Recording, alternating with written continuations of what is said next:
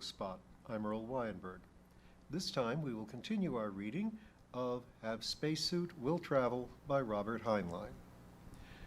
Our narrator and protagonist Kip has been to the Magellanic Clouds and back, has defended the human race before the tribunal of the three galaxies, and is now back at the home of his friend Pee-wee, somewhere in New Jersey, Princeton, you know, where they have all the geniuses. At dawn, a sliver of old moon came up, and I tried to judge where Tombaugh Station was. Pee-wee was asleep on her daddy's couch, wrapped in his bathrobe and clutching Madame Pompadour. He had tried to carry her to bed, but she had wakened and become very, very difficult, so he put her down. Professor Reisfeld chewed an empty pipe and listened to my sphere whispering softly to his recorder. Occasionally, he darted a question at me, and I'd snap out of it. Professor Giomi and Dr. Bruck were at the other end of the study, filling a blackboard, erasing and filling it again, while they argued over that metal paper. Geniuses are common at the Institute for Advanced Study, but these two wouldn't be noticed anywhere. Bruck looked like a truck driver, and Giomi like an excited Unio.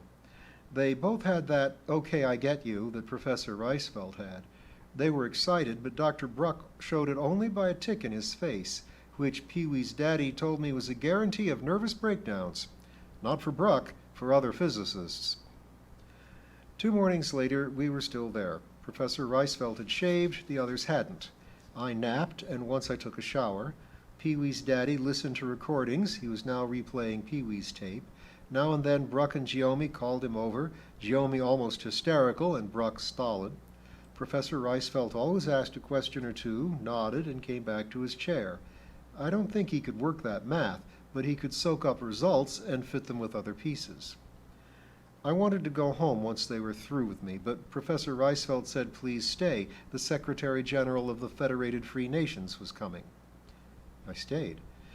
I didn't call home because what was the use in upsetting them? I would rather have gone to New York City to meet the Secretary General, but Professor Reisfeld had invited him here. I began to realize that anybody really important would come if Professor Reisfeld asked him. Mr. Van Duivendieck was tall and slender. He shook hands and said, "I understand that you are Dr. Samuel C. Russell's son." "You know my father, sir?" "I met him years ago at The Hague." Dr. Bruck turned. He had barely nodded at the Secretary General. "You're Sam Russell's boy?" You know him too?" "Of course. On the statistical interpretation of imperfect data. Brilliant." He turned back and got more chalk on his sleeve. I hadn't known that Dad had written such a thing, nor suspected that he knew the top man in the Federation. Sometimes I think Dad is eccentric. Mr. Van D waited until the double domes came up for air, then said, "You have something, gentlemen?" "Yeah," said Bruck. "Superb," agreed Giomi. "Such as?" "Well," Dr. Bruck pointed at a line of chalk, "that says you can damp out a nuclear reaction at a distance." "What distance?" "How about 10,000 miles? Or must you do it from the moon?" "Oh, 10,000 miles is sufficient, I imagine." "You could do it from the moon," Giomi interrupted, "if you had enough power. Magnificent!" "It is," agreed Van Duivendieck. "Anything else?" "What do you want?" demanded Bruck. "Egg in your suds?" "Well, see that 17th line? It may mean anti-gravity. I ain't promising. Or if you rotate 90 degrees, this unstable Latin thinks it's time travel." "It is!" "If he's right, the power needed is a fair-sized star, so forget it." Bruck stared at Hen's tracks. "A new approach to matter conversion, possibly. How about a power pack for your vest pocket that turns out more ergs than the Brisbane reactor?" "Can that be done?" "Ask your grandson. It won't be soon." Bruck scowled. "Dr. Bruck, why are you unhappy?" asked Mr. Van D. Bruck scowled harder. "Are you going to make this top secret? I don't like classifying mathematics. It's shameful." I batted my ears. I had explained to the mother thing about classified, and I think I shocked her. I said that the FFN had to have secrets for survival, just like three galaxies. She couldn't see it. Finally, she had said that it wouldn't make any difference in the long run. But I had worried because while I don't like science being secret, I don't want to be reckless either. Mr. Van D answered, "I don't like secrecy, but I have to put up with it." "I knew you'd say that." "Please, is this a U.S. government project?" "Eh? Of course not." Nor a Federation one. Very well, you've shown me some equations. I can't tell you not to publish them. They're yours. Bruck shook his head. Not ours. He pointed at me. His. I see. The Secretary General looked at me. I'm a lawyer, young man. If you wish to publish, I see no way to stop you. Me? It's not mine. I was just, well, a messenger. You seem to have the only claim. Do you wish this published, perhaps with all your names?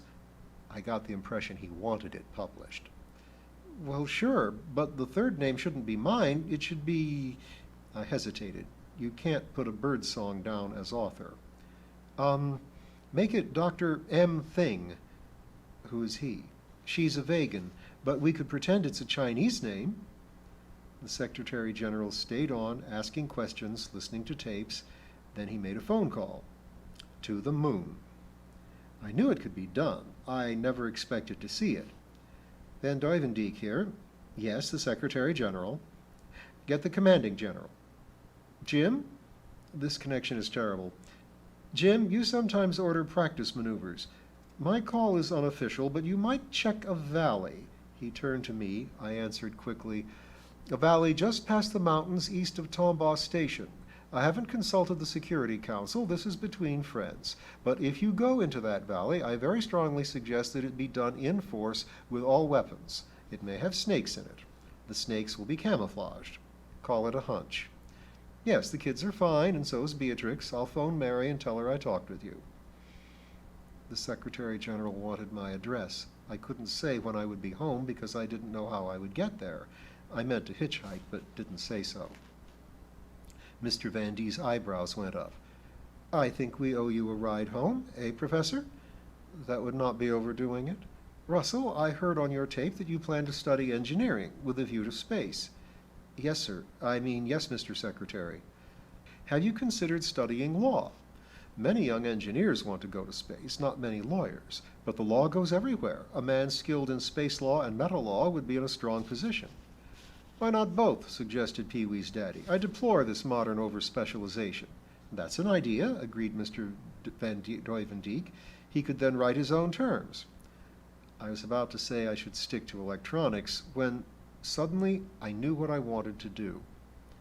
I don't think I could handle both. Nonsense, Professor Reisfeld said severely. Yes, sir, but I want to make spacesuits that work better. I've got some ideas. That's mechanical engineering, and many other things, I imagine, but you'll need an M.E. degree. Professor Reisfeld frowned. As I recall your tape, you passed college boards but hadn't been accepted by a good school. He drummed his desk. Isn't that silly, Mr. Secretary? The lad goes to the Magellanic Clouds but can't go to the school he wants. Well, Professor, you pull while I push? Yes, but wait. Professor Reisfeld picked up his phone. Susie, get me the president of MIT. I know it's a holiday. I don't care if he's in Bombay or in bed. Get him. Thank you. He put down the phone. She's been with the Institute 5 years and on the university switchboard before that. She'll get him. I felt embarrassed and excited. MIT, anybody would jump at the chance, but tuition alone would stun you. I tried to explain that I didn't have the money. I'll work the rest of this year and the next summer I'll save it. The phone rang. Reisfeld here. Hi, Oppie. At the class reunion, you made me promise to tell you if Bruck's tic started bothering him. Hold on to your chair. I timed it at 21 to the minute. That's a record. Slow down. You won't send anybody unless I get my pound of flesh. If you start your lecture on academic freedom and the right to know, I'll hang up and call Berkeley. I can do business there. And I know I can here over on the campus. Not much, just a 4-year scholarship, tuition and fees. Don't scream at me. Use your discretionary fund or make it a wash deal in bookkeeping. You're over 21. You can do arithmetic. Nope, no hints. Buy a pig in a poke or your radiation lab won't be in on it.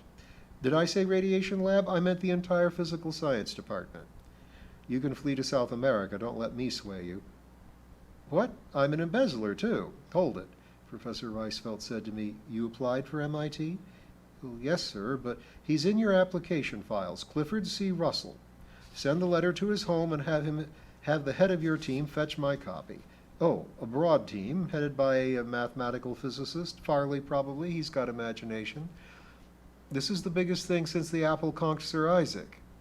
Sure, I'm a blackmailer, and you are a chair warmer and a luncheon speaker. When are you returning to the academic life? Best to Beulah, bye. He hung up.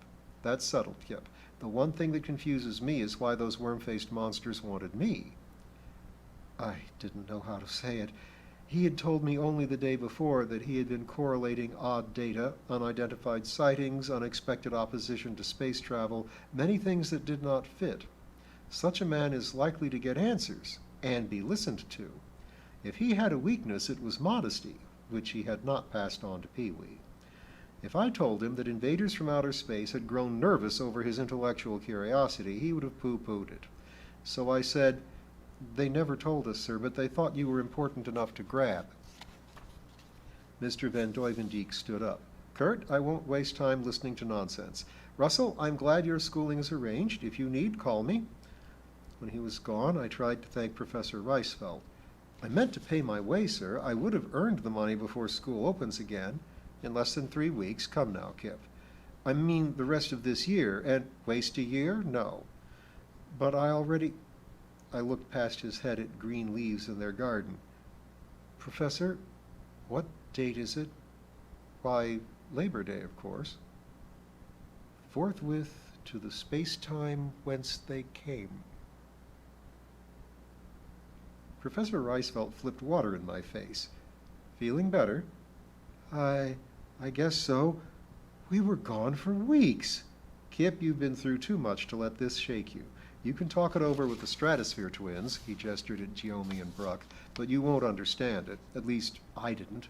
Why not assume that 167,000 light years leaves room for Tennessee windage amounting to only a hair's breadth of a fraction of 1%, especially when the method doesn't properly use space-time at all?" When I left, Mrs. Reisfeld kissed me, and Pee-wee blubbered and had Madame Pompadour say goodbye to Oscar, who was in the back seat because the professor was driving me to the airport. On the way, he remarked, "Pee-wee is fond of you." I hope so." "And you, or am I impertinent?" "Am I fond of Pee-wee? I certainly am. She saved my life 4 or 5 times." Pee-wee could drive you nuts, but she was gallant and loyal and smart and had guts. "You won a life-saving medal or 2 yourself." I thought about it. Seems to me I fumbled everything I tried, but I had help and an awful lot of luck. I shivered at how luck alone had kept me out of the soup, real soup. "Luck is a question-begging word," he answered. "You spoke of the amazing luck that you were listening when my daughter called for help. That wasn't luck." "Huh? I mean, sir?" "Why were you on that frequency? Because you were wearing a spacesuit. Why were you wearing it? Because you were determined to space. When a spaceship called, you answered. If that is luck, then it is luck every time a batter hits a ball. Kip, good luck follows careful preparation. Bad luck comes from sloppiness. You convinced a court older than man himself that you and your kind were worth saving. Was that mere chance?" Fact is, I got mad and almost ruined things. I was tired of being shoved around." "The best things in history are accomplished by people who get tired of being shoved around." He frowned. "I'm glad you like Pee-wee. She is about 20 years old intellectually and 6 emotionally. She usually antagonizes people, so I'm glad she has gained a friend who is smarter than she is." My jaw dropped.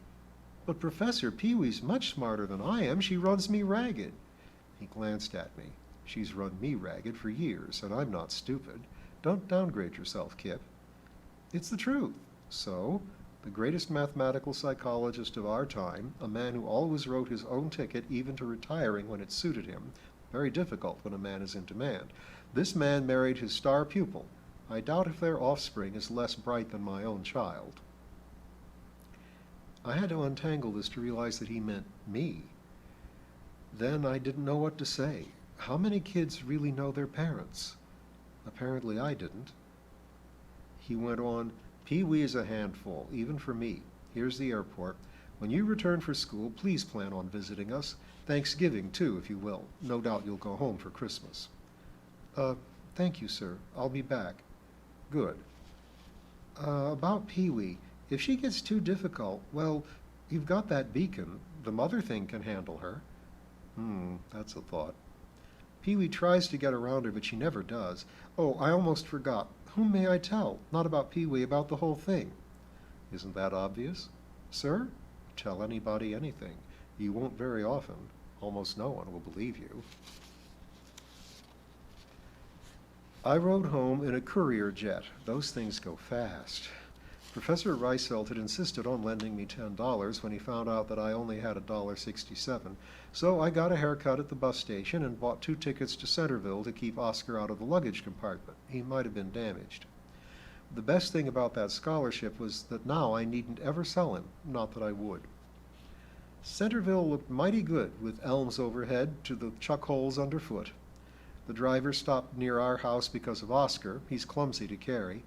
I went to the barn and racked Oscar, told him I'd see him later, and went to the back door. Mother wasn't around. Dad was in his study.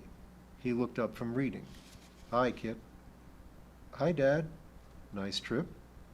I didn't go to the lake. I know. Dr. Reisfeld phoned. He briefed me thoroughly. Oh, it was a nice trip, on the whole. I saw that he was holding a volume of the Britannica, open to Magellanic clouds. He followed my glance. I've never seen them, he said regretfully. I had a chance once, but I was busy, except one cloudy night. When was that, Dad? In South America, before you were born.